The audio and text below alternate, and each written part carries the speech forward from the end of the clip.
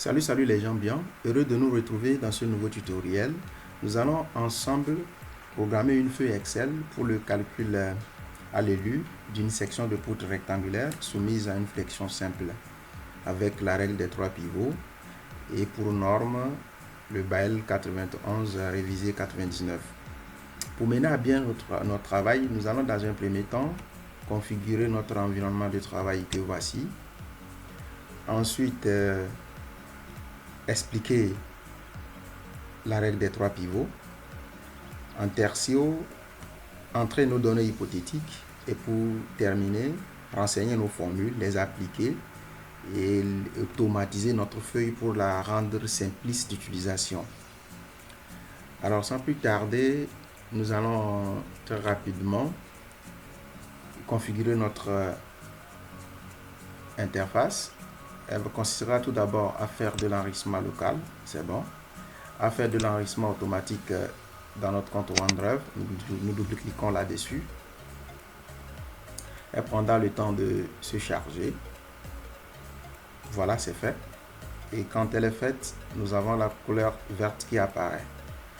À part ça, nous allons voir les compléments. Donc c'est ici, nous pouvons charger tous les compléments dont nous voulons.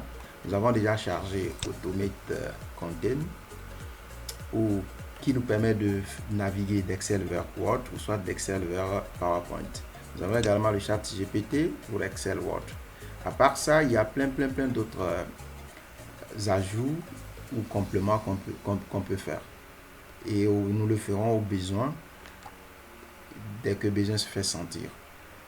À part ça, nous allons dans complément. Nous avons également chargé un autre complément ici, c'est symbole et caractère. Au lieu à chaque fois de venir dans insertion, d'aller dans symbole et de venir scroller là pour chercher nos symboles. Elle est fastidieuse d'ailleurs. Nous viendrons ici très rapidement et nous saisirons le nom du symbole que nous voulons et nous pourrons l'utiliser illico presso. À part ça, je pense qu'on aura utilisé beaucoup les indices et les exposants. Pour ce faire, nous allons venir là, tout en haut du ruban, cliquer là et cliquer sur Autre commande. Voilà, là nous allons chercher dans cette liste là, exposant. Voilà, nous l'avons trouvé. Nous cliquons sur Ajouter. Elle vient dans l'autre case. Nous cherchons indice. Voilà, elle est là. Nous l'ajoutons dans la seconde case et nous cliquons sur OK. Voilà, elles apparaissent en haut ici et c'est bien. Je pense que nous avons fini de configurer notre environnement de travail. Et pour tous ceux et celles qui sont intéressés par ce produit, peuvent aller sur notre chaîne. Nous avons déjà fait une vidéo concernant comment activer ce produit. Nous laisserons également un lien pour vous permettre de télécharger sur le site de Microsoft. Alors sans plus tarder, nous allons maintenant expliquer ce que c'est la règle des 3 pivots. Alors la règle des 3 pivots représente l'ensemble des scénarios possibles de déformation de notre section plane. Elle est basée sur l'hypothèse de Navier-Bernoulli qui nous dit que les sections droites restent planes pendant la déformation. Alors, le premier des scénarios que nous observons, c'est le pivot A, où l'acier est utilisé à sa pleine potentialité. Alors, voilà comment notre section peut se déformer.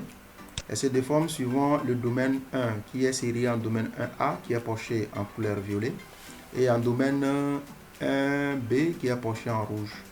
Nous constatons, quand nous sommes dans ce domaine, que la section est entièrement tendue. C'est le cas d'une pièce soumise à la traction excentrée. Et voilà comment la déformation se fait. Et quand elle est à cette position, nous sommes en traction simple. Nous sommes dans cette zone quand nous calculons les tirants en fait. Et quand nous continuons, nous tombons dans le domaine 1B, où les fibres supérieures commencent à être comprimées jusqu'à atteindre leur limite élastique. Et quand on continue, nous rentrons dans le domaine plastique pour aller atteindre la déformation limite admissible du béton qui est de 3,5 pour 1000. Quand nous sommes dans ce domaine, c'est le cas d'une poutre soumise soit à la flexion simple, soit à la flexion composée. Et quand nous sommes dans ce domaine, nous aurons à calculer que les aciers tendus. Donc, le second scénario est le pivot B, où la section se déforme tout d'abord suivant le domaine de A, qui est borné par le mu AB, qui est égal encore au mu référence, qui est égal à 0,186, au mu résistance, qui est calculé en fonction de la déformation élastique. Et quand nous sommes dans ce domaine, la contrainte de l'acier est égale au module de Young fois la déformation. Et c'est le cas d'une pièce soumise soit à la flexion simple, soit à la flexion composée. Pour donner un exemple, nous parlerons d'une poutre. Et quand nous sommes dans ce domaine, nous aurons qu'à calculer uniquement que les aciers tendus. Quand nous poursuivons, nous tombons dans le domaine 2B, qui est délimité par le mu résistance et le moment réduit ultime limite qui est égal à 0,480. Ici, je tiens à préciser que par la suite, notre hypothèse est que quand nous calculons notre moment réduit résistance et qu'elle est supérieure à 0,480 qui est le moment réduit limite, la section serait aridimensionnée. C'est-à-dire quand nous sommes dans ce domaine. La section serait aridimensionnée. Donc, le domaine 2C, c'est ce petit domaine-là où nous constatons que la section est entièrement comprimée. C'est le cas d'une section soumise soit à la flexion simple, soit à la flexion composée. Et pour donner un exemple illustratif, c'est le cas d'une poutre fléchie et à la fois qui subit un effort de compression. Donc, lorsque l'effort de compression serait prépondérant à l'effort de traction à l'intérieur de la section, nous serons dans ce domaine. Et le dernier scénario, c'est le pivot C, où le déplacement peut se faire par translation simultanée, comme ceci. Voilà. Et c'est le cas d'une pièce soumise à la compression excentrée. Et quand elle retrouve son état initial, qui est de 2 pour 1000, là nous sommes en compression simple. Donc voici en quelque sorte l'explication qu'on peut donner sur la règle des 3 pivots. Mais ce qu'il faut quand même ajouter est que quand nous quittons la section qui est plane, là comme ça, d'ici jusque là, du côté gauche, la section subit un allongement. Mais du côté droit, la section subit un raccourcissement. En plus, quand nous sommes dans le domaine 2B, c'est-à-dire dans ce domaine, nous aurons à calculer, mis à part les aciers tendus, les aciers comprimés. À présent, nous allons entrer nos données hypothétiques et continuer notre travail. Donc, nous allons saisir ici rapidement données.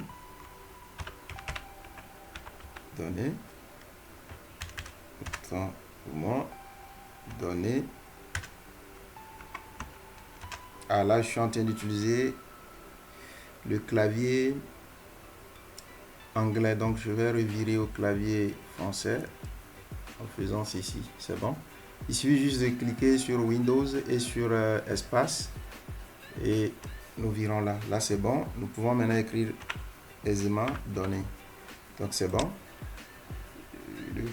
Nous allons saisir quoi? La largeur de la poutre. Voilà, la largeur de la poutre. La largeur de la poutre qui est B égale. Et son unité, nous allons la considérer en mètres. nous saisissons quoi comme donnée aussi? La hauteur de la poutre. La hauteur de la poutre qui est, dont nous allons nommer H, qui est égal. L'unité, nous allons mettre le mètre. Et nous continuons en saisissant quoi? La contrainte de l'acier. Nous allons mettre cette partie en accéléré pour nous permettre de ne pas être trop long. La contrainte de l'acier utilisé. De l'acier utilisé.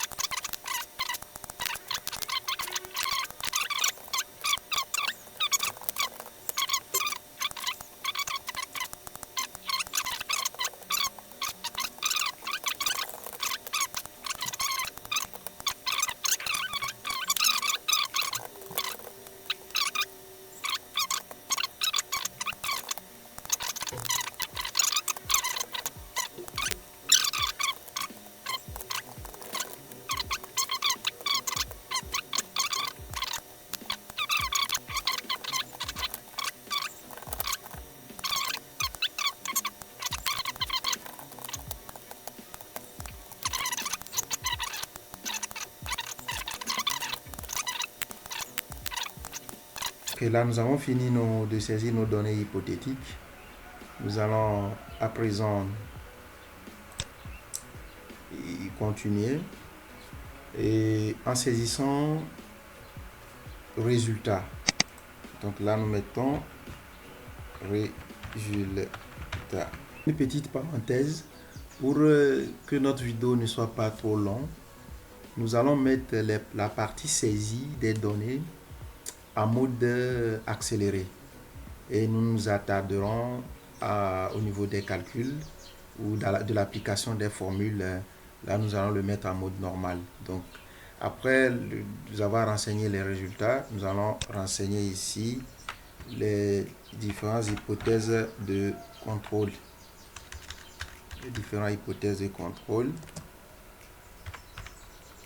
Nous écrivons ici contrôle. Et là, nous commençons déjà par saisir tout ce qui va nous permettre de faire nos calculs. Donc, tel que la contrainte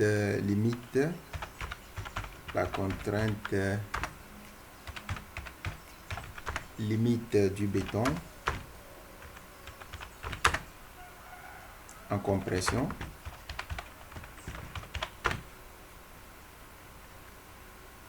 Qui est dans la formule FBC, qui est égal à quoi? À, j'ouvre une parenthèse, à 0,425 fois le FC28.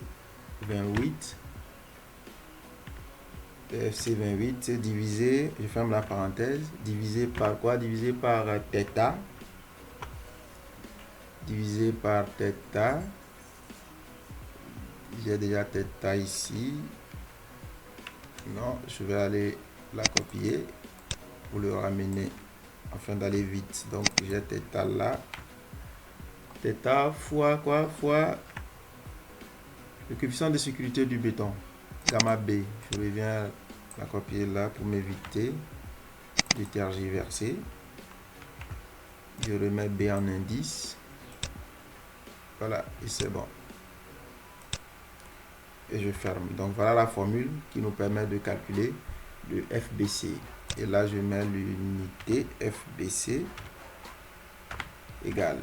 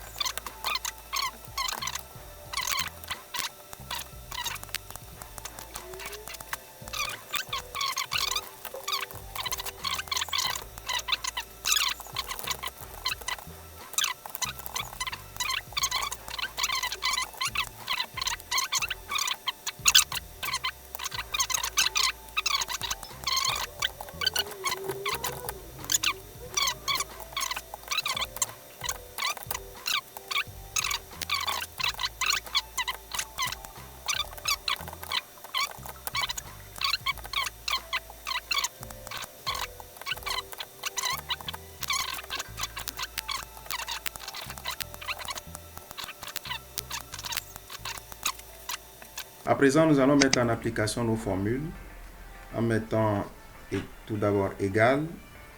Celui de FBC, nous avons une parenthèse 0,85 fois quoi? Fois FC28. Nous allons cliquer dans la cellule FC28. Voilà. Nous fermons la parenthèse divisé par quoi? Divisé par θ qui est là. Nous cliquons dans la cellule de θ fois gamma B, le coefficient de sécurité, et nous fermons. Nous tapotons sur Enter. Et voilà, la formule est entrée. Nous entamons la résistance à la traction du béton qui est égale à 0,6 plus 0,06 fois FC28. Comme la multiplication est prioritaire, nous allons nous en passer des virgules dans ce cas-ci. Et là, nous continuons. Nous allons au FSU qui est la contrainte limite de l'acier. La formule, c'est égal à quoi? C'est égal à FE. Voilà, FE divisé par gamma S. Clique sur gamma S et je tape sur Enter. Après cela, c'est la déformation limite élastique.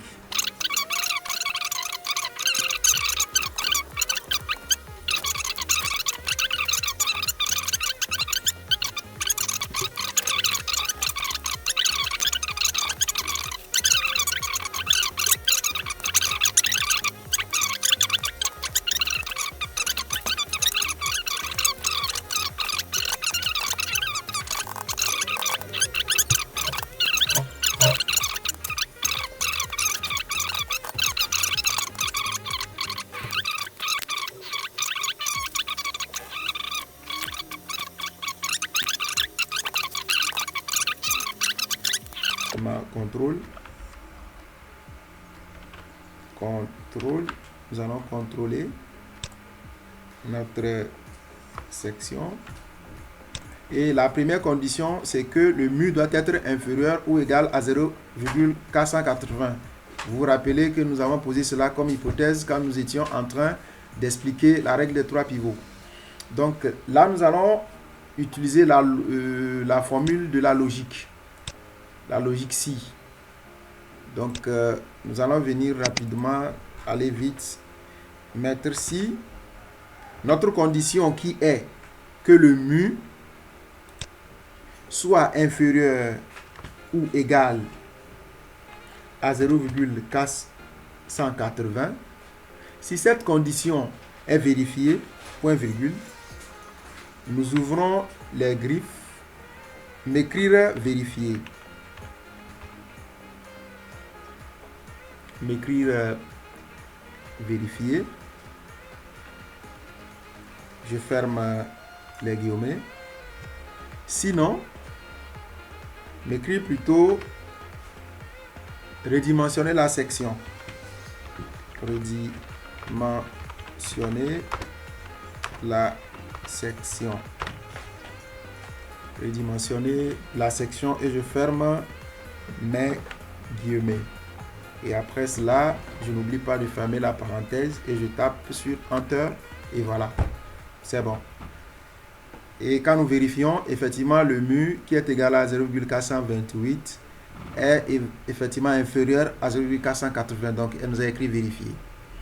Et maintenant, la deuxième condition, elle est un peu complexe, mais nous allons la faire. Et maintenant, qu'est-ce que nous allons faire? Nous allons revenir dans formule. Et dans formule, nous allons utiliser la logique. Mais cette fois-ci, une logique qui est un peu complexe, un peu plus complexe, mais pas trop. C'est la logique si conditions ou si multiples. Mais pour aller vite, nous allons rapidement faire ceci. C'est égal à quoi? C'est égal à si. Puisque chaque formule commence toujours par égal. Nous écrivons si, nous ouvrons notre parenthèse. La première condition, c'est quoi? C'est que le mu doit être inférieur à quoi? Inférieur ou égal à 0,186. Point virgule. Et si cela est vrai, je mets les guillemets. Nous serons au pivot A Deux points. Domaine, ce serait le domaine 1. Voilà la première condition. Nous n'oublions pas de fermer les guillemets. Point virgule. Deuxième condition, si nous ouvrons la parenthèse. Maintenant ici, il faut qu'on soit, qu'on se montre subtil. Puisque là maintenant, voilà la condition. Il faut que le mu soit entre 0,186 et mu r. Maintenant que la partie où le mu est inférieur à 0,186 est déjà conditionné, nous allons cette fois-ci simplement écrire que si le mu est maintenant inférieur ou égal à mu r qui est ici, point virgule, nous serons dans quel domaine? Nous serons au pivot. Nous serons au pivot B. Deux points. Et ce serait le domaine, comme c'est écrit là, ce serait le domaine 2A. Donc là, je le saisis rapidement. Le domaine 2A. C'est bon, là, je ferme mes guillemets. Et je pose ma troisième condition.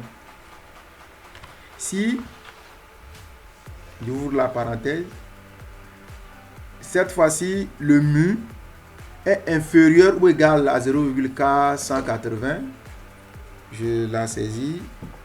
Si mon mu est inférieur ou égal à 0,480, je serai dans le domaine, dans le pivot plutôt, je serai au pivot B. Au pivot B. Nous serons au pivot B. Au pivot B. Domaine.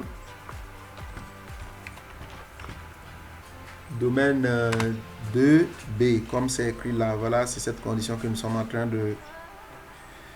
d'implémenter. Alors, j'écris le domaine 2B. Et après cela, ce qu'il faut faire, c'est que nous devons refermer toutes les parenthèses qui sont ouvertes. Donc, nous avons ouvert 3 parenthèses que voici. 1, 2, 3. D'autant plus que c'est même 3 conditions que nous avons posées. Donc, nous fermons les 3 parenthèses. Maintenant, nous avons omis de mettre un dernier guillemet qui est là. Sinon, la formule ne passera pas. Donc, nous tapons sur Enter et nous voyons que voilà, ça tombe sur le domaine B. Sur le pivot B, le domaine 2B. Nous allons vérifier. Le mu est égal à 0,428. Et quand nous venons, nous vérifions. Effectivement, elle est dans ce domaine. Et ce domaine-là, c'est le pivot B, domaine 2B. Donc là, notre formule, elle est bonne. Alors, pour continuer, nous allons cette fois-ci maintenant commencer par implémenter les formules. Non, pas, plutôt commencer par saisir les formules par rapport au pivot B. Là, c'est le pivot B. Domaine, le domaine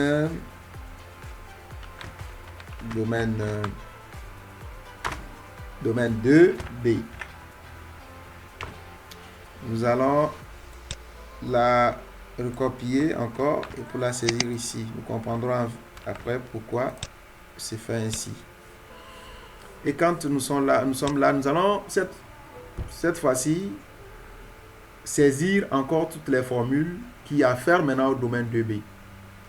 Pour ce faire, nous allons rapidement commencer par epsilon prime S. J'écris epsilon, enter, voilà, il est là, epsilon, c'est ça, epsilon plutôt, prime S, qui est égal à quoi? J'ouvre une parenthèse, à 0, non plutôt à 3,5, je saisis la formule. Je vais également mettre cette partie en accéléré pour nous permettre de ne pas être long en fait. Donc cette partie serait mise en accéléré. Merci. Exposant -3. plus je redescends, plus quoi, epsilon ES, je copie ça, et bien je le mets là, epsilon ES, epsilon ES, je ferme ma parenthèse, fois quoi, fois, j'ouvre double parenthèse, D moins D prime, D moins D prime, je ferme ma parenthèse, D moins D prime divisé par D, D moins D prime, D moins D prime, divisé par D, je ferme la parenthèse, moins epsilon ES, epsilon ES, et je pense que là c'est bon. Je copie ça vite fait, je viens, je le mets là, et c'est bon. Après ça, je saisis quoi? Je saisis epsilon ES doit être inférieur à quoi? Doit être inférieur à epsilon ES, et cela implique que quoi? Que sigma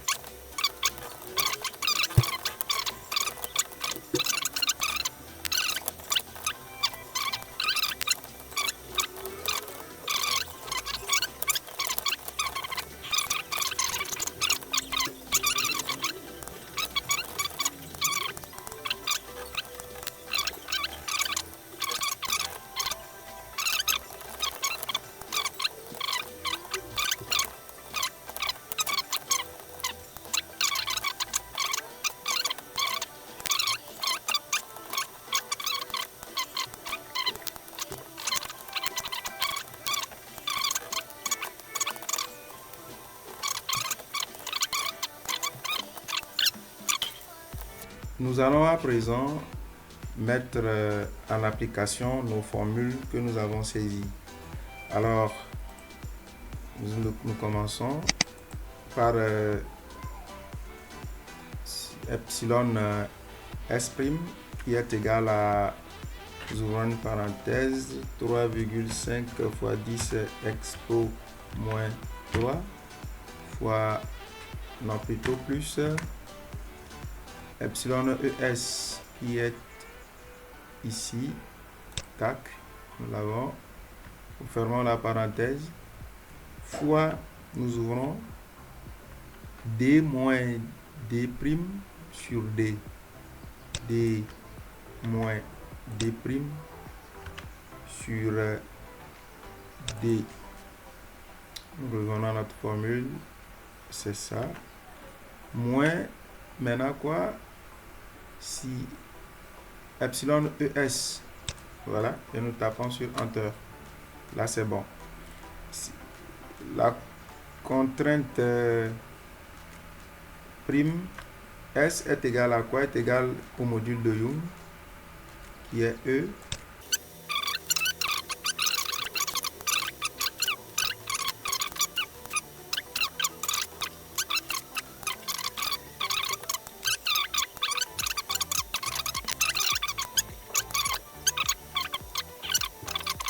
On va maintenant entrer cette formule pour le calcul de la section d'acier comprimé théorique. Elle est égale à MU au moment ultime, qui est là, au moment ultime, moins MR qui est là, le tout divisé par, nous avons double parenthèse, par D moins D'. C'est ça, D moins D'. Nous revenons là. Le tout multiplié par sigma S', que voici. Et après cela, nous fermons notre parenthèse.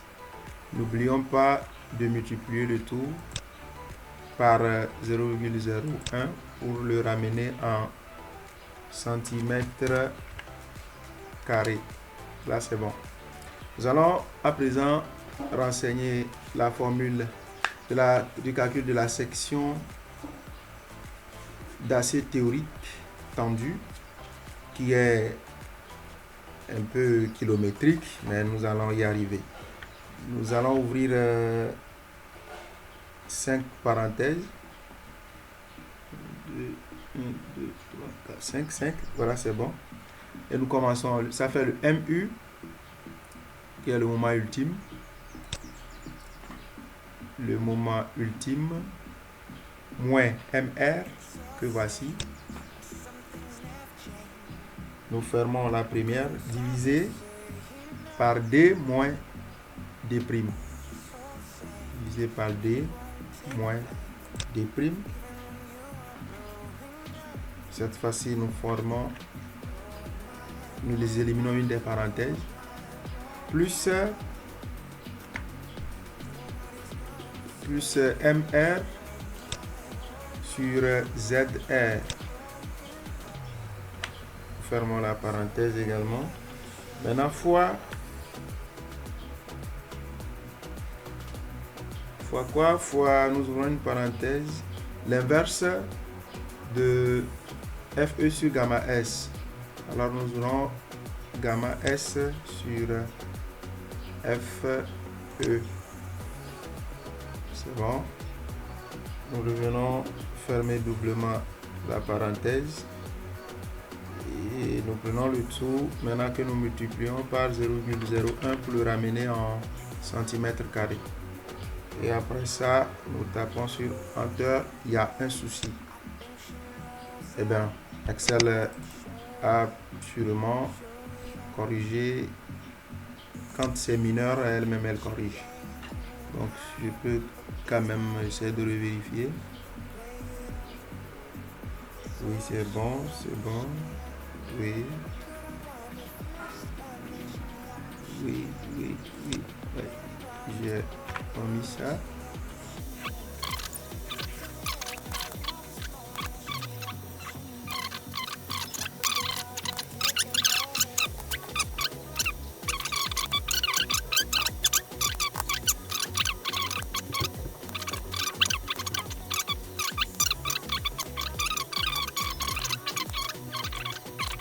Je pense que c'est bon. Voilà, c'est bon. Donc, pour faire le contrôle, nous allons poser cette formule. Donc, si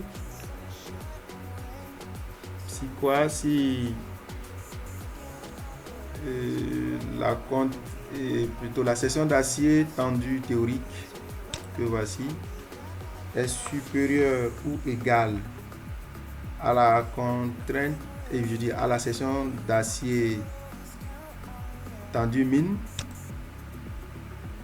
alors m'écrire entre guillemets vérifier.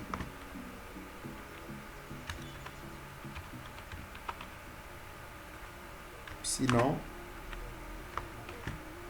redimensionner la section et je ferme ma parenthèse et là c'est bon. Effectivement c'est vérifié puisque ASTH est effectivement supérieur à AST min. Maintenant nous allons continuer par le choix cette fois-ci des aciers longitudinaux comprimés. Et là, nous allons mettre le diamètre des aciers en centimètres. Ça fait 0,8. Ici, ça fait 1. Là, ça fait 1, 2. Là, ça fait 1, 4. Là, ça fait 1, 6. Nous allons mettre la formule pour calculer la section d'une barre. Donc, elle est égale à pi. Ici, voilà comment on écrit pi. Voilà, ça fait pi fois d carré. Voilà, d au carré. Le tout divisé par 4. Et c'est bon. Nous allons maintenant incrémenter pour avoir les résultats. Et là, pour avoir la section totale, il nous suffirait juste de multiplier le nombre d'aciers par la section unitaire et nous l'avons. Et là, nous incrémentons vite fait. Vous trouvez le reste. Là, nous allons faire la somme. Formule de la somme automatique. Voilà, et c'est bon. Et nous continuons par les choix des aciers longitudinaux tendus. Donc, nous aurons ici le diamètre qui est ramené en centimètres. Ça fait 1, 2. Ça.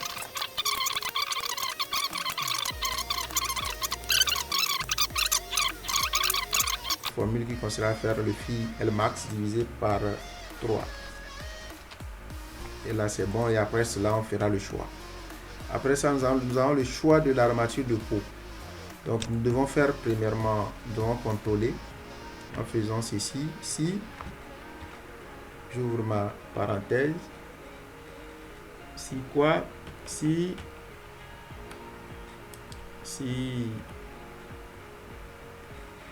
voilà, la condition elle est là. Si H, la hauteur de la poutre que voici, elle est où? Voilà la hauteur. Si H est supérieur ou égal à 0,5, alors m'écrire nécessaire.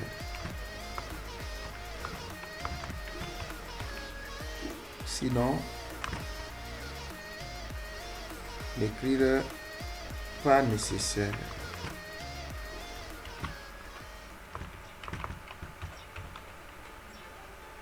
Là, c'est bon. Et après ça, nous avons mis de fermer notre guillemet et Enter. Là, c'est bon. Et pour calculer maintenant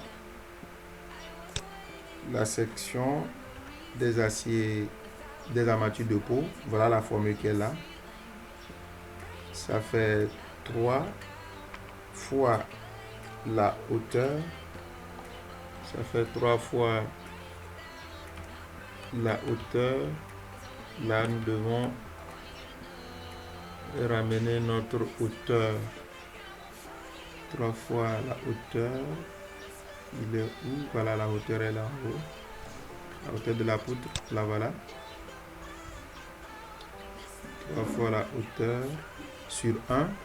Tout nombre divisé par 1 donne toujours le même. Donc, on va se dispenser d'écrire le 1. Divisé, non, plutôt fois 2.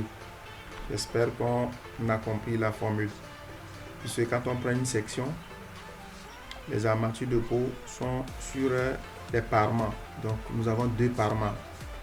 Puisque la poutre, ça fait les 2 parements font la hauteur fois 2. C'est pour cela qu'on le multiplie par 2. Il y a pourquoi? Ah oui, il a corrigé. On a manqué de fermer les parenthèses. C'est surtout ce qui est fastidieux, les parenthèses. Quand les parenthèses sont fauchées, vraiment, ça nous donne n'importe quoi. Donc, là où il faut vraiment faire attention, c'est surtout les parenthèses et les unités.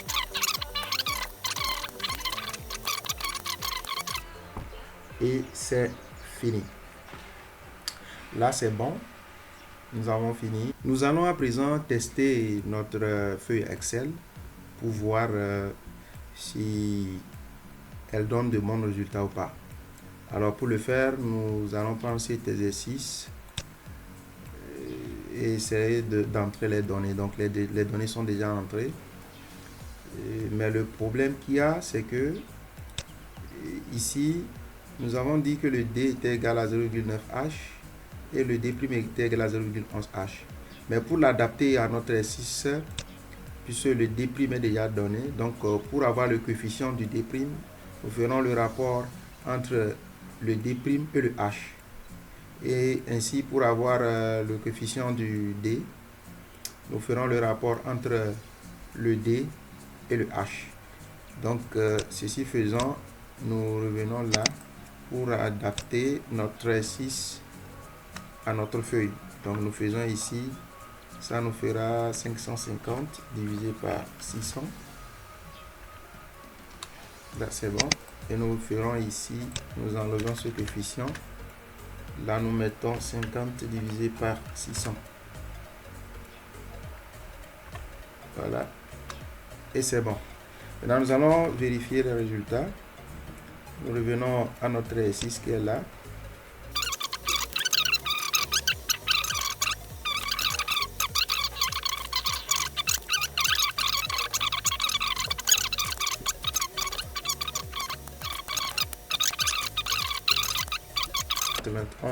mm, donc c'est la même chose. Et pour la section d'acier comprimé, ils ont obtenu 2,39 cm². Nous avons obtenu 2,40 cm². Ah oui, c'est bon. C'est bon. Et la section d'acier tendu, ils ont obtenu 28,94 cm². Nous avons obtenu 28,93 cm². Donc, vous voyez que notre feuille, elle est bonne. Elle est parfaite. Et pour continuer, nous allons maintenant faire notre choix en entrant. Ici, nous allons faire le choix des aciers longitudinaux comprimés. Elle a obtenu égal à 2,40. Donc, nous allons faire notre choix. Nous allons supposer que nous utilisons, disons, 4 barres de 12. Avec ça, nous sommes à 4,52. Ouais, c'est trop. Nous allons supposer que nous allons utiliser 2 barres de 10 et 2 barres de 12. Ah oui, avec ça, je pense que ça peut aller, puisqu'on est à 3,83 contre 2,40. Nous pouvons peut-être essayer d'optimiser encore, voir si nous utilisons 2 barres de 8 et 2 barres de 10. Nous obtenons, voilà, ça c'est mieux. Nous obtenons 2,58 contre 2,40. Là, c'est bon. Mais le problème serait la disposition constitutive. Puisque vu le nombre de barres en compression, nous aurons assurément mettre les étriers ou épingles. Donc, nous allons porter pour préférence au moins 3 barres, que ce soit 3 barres. Donc, nous allons maintenant venir poser une autre hypothèse qui consiste à utiliser 2 barres de 12 contre une seule barre de 10. Oui, avec là aussi ça marche. Ça fait 3,05 cm². C'est bon, nous allons l'adopter. Nous venons maintenant aux aciers tendus. La surface totale c'est de 28,93. Nous allons faire notre choix. À supposer que nous utilisons, disons, 9 barres de 20 contre peut-être 2 barres de 8. Voilà, nous obtenons 9,28 contre 28,93. Nous pouvons l'adopter. Pourquoi pas. Et nous venons là maintenant pour le choix de l'acier transversal. Donc, selon le choix, le phi Lmax ici est de 20. Donc, nous saisissons 20. Là, c'est bon. Et après ça, voilà le fil transversal qui est de 6,67 mm. Donc nous pouvons faire le choix des aciers de 6 ou soit des aciers de 8. Donc l'un des deux. Nous allons prendre les aciers de 8 pour, puisque son façonnage est mieux, est facile plus que les aciers de 8, mais quand même ce n'est pas une raison valable, hein. Voilà. Maintenant nous faisons le choix de l'armature de peau. Donc ici le contrôle est bon, la hauteur est supérieure à 0,5, c'est vrai, puisque la hauteur est de 0,6. donc les armatures de peau sont nécessaires, et en appliquant la formule nous trouvons 6,60 cm². Donc nous allons faire le choix, à supposer que nous utilisons 4 barres de 10. Là c'est pas bon, nous n'avons pas atteint. Nous allons supposer que nous utilisons peut-être 2 barres de 10 et 2 barres de 12. Là je pense que c'est bon, puisque ça fait 3,60 contre 3,83 cm². Là c'est bon, tout est propre, tout est bon. Et maintenant ce qu'il faut encore peut-être faire, c'est de faire ceci. Nous allons rendre notre feuille un peu plus accessible en sélectionnant cette portion, en allant dans données, et dans données nous ouvrons ça, nous allons dans grouper et nous cliquons sur grouper. Elle vient là, nous sélectionnons ligne et nous cliquons sur OK. Donc là c'est bon, nous avons groupé le calcul au domaine 2B qui est au deuxième niveau. Donc nous pouvons rebobiner vite fait cela. Donc pour notre prochaine vidéo, nous allons cette fois-ci continuer la programmation pour le domaine 2A et le domaine 1. Alors si nous avons attaché ce niveau, c'est pour permettre de continuer notre programmation. Alors pour la prochaine vidéo, nous activerons maintenant le 3e et le 4e niveau. Et maintenant après ça, nous allons automatiser à la fin, automatiser notre feuille de calcul pour qu'elle soit encore meilleure d'utilisation. Puisque si nous prenons cet exemple où nous changeons le MU, nous le diminuons peut-être à 150. Vous voyez que ici la section est vérifiée, mais on est au pivot A au domaine 1. Mais quand on ouvre ça, on voit que la feuille calcule encore les aciers, mais jusque les aciers comprimés sont négatifs et les aciers tendus sont positifs. Donc après, c'est très intéressant. Nous allons automatiser notre feuille, vous verrez ce que ça va donner, à telle enseigne que quand ce n'est pas concerné, quand le pivot qui sort là ne concerne pas le domaine 2B, notre feuille bloquera le calcul ici et elle nous écrira faux. C'est intéressant. Donc je vous convie à continuer à nous suivre et nous vous reviendrons très prochainement dans une seconde vidéo où nous aborderons, nous continuons et nous achèverons la programmation de notre feuille. Ça fait vraiment un grand plaisir d'être resté avec nous durant ce long moment. Le travail vraiment il est fastidieux, mais l'effort en vaut la chandelle. Sur ce, je vous remercie pour votre gentillesse et votre aimable attention. Nous nous retrouverons très prochainement pour continuer notre travail. D'ici là, portez-vous bien et shalom à toutes et à tous.